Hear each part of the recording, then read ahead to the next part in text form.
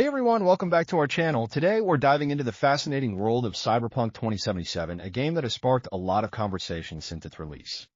Absolutely. Cyberpunk 2077, developed by CD Projekt Red, is set in a dystopian future where technology and humanity collide in some pretty intense ways. It's a game that really pushes the boundaries of storytelling and gameplay. Right, and it's interesting to think about how the game was developed. The CD Projekt Red is known for the Witcher series, which set a high bar for open-world RPGs. How did they transition from that fantasy world to a cyberpunk setting? Great question. The transition was quite ambitious. They took inspiration from the tabletop game Cyberpunk 2020 created by Mike Pondsmith. This rich lore provided a solid foundation for the game's narrative and world building.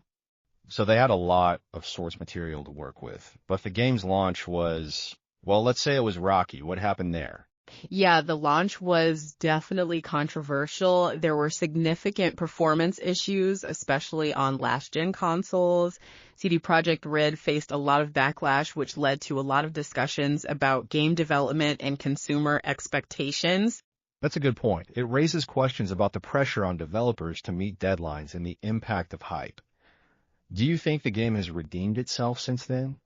I think it has made strides.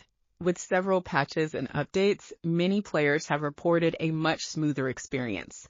Plus, the expansions like Phantom Liberty have added new content that has been well received. Speaking of expansions, what do you think makes the world of Cyberpunk 2077 so engaging? Is it the story, the characters, or the environment? It's a mix of all those elements. The narrative is rich and layered with complex characters that feel real.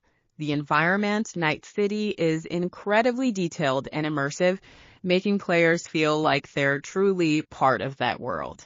Night City is like a character in itself, right? With its neon lights and gritty streets, it really captures that cyberpunk aesthetic. How does that aesthetic influence gameplay? The aesthetic plays a huge role. It sets the tone for everything, from the missions to the interactions with NPCs. The design choices reflect the themes of corporate greed, technology, and societal decay, which are central to the cyberpunk genre. And let's not forget the customization options. Players can really tailor their characters to fit their playstyle. How does that impact the overall experience? Customization adds a personal touch to the game. It allows players to express themselves and make choices that affect gameplay. This level of agency is crucial in RPGs, and it enhances immersion. That's interesting. It seems like the choices players make can lead to different outcomes. How does that affect replayability? Exactly. The branching narratives and multiple endings encourage players to explore different paths. Each playthrough can feel unique, which is a big draw for many gamers. So, looking ahead, what do you think the future holds for Cyberpunk 2077? Are there more expansions or updates on the horizon?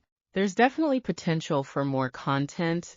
CD Projekt Red has hinted at future expansions, and with the success of Phantom Liberty, it seems they're committed to expanding the universe. That's exciting. It'll be interesting to see how they continue to evolve the game and address player feedback. Any final thoughts on what makes Cyberpunk 2077 a standout title? I think it's the combination of a rich narrative, immersive world, and the ability to shape your own story. Despite its rocky start, it's a game that has a lot to offer and continues to grow. Well said. Thanks for joining us today as we explored Cyberpunk 2077. If you enjoyed this discussion, be sure to like and subscribe for more content. And don't forget to share your thoughts on Cyberpunk 2077 in the comments below. We'd love to hear your experiences and what you think about the game.